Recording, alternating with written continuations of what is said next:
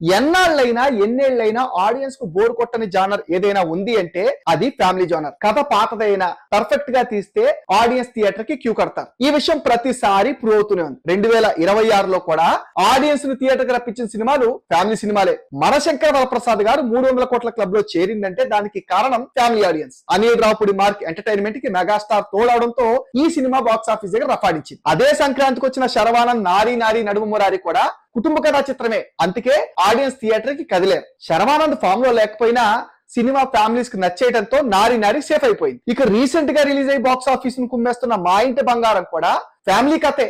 Samantha main lead లో Nandini Reddy direct చేసిన మా ఇంటి బంగారం కూడా ఫస్ట్ హాఫ్ అంతా కంప్లీట్ గా ఫ్యామిలీ ఎలిమెంట్స్ తోనే సాగుతుంది. సెకండ్ హాఫ్ లో యాక్షన్ వచ్చినా ఫ్యామిలీకి నచ్చే ఎలిమెంట్స్ ఉండడంతో బంగారానికి ఆడియన్స్ కనెక్ట్ అయిపోయారు. ఇక నెక్స్ట్ రాబోయే రవితేజ ఇరుముడి, వెంకీ మామ ఆదర్శ కుటుంబం, సూర్య విశ్వనాథం సన్స్, ఈ సినిమాలన్నీ కూడా కంప్లీట్ గా ఫ్యామిలీ సినిమాలే. మరి ఈ సినిమాలు ప్రేక్షకుల్ని ఏ మేరకు మెప్పిస్తాయో చూడాలి.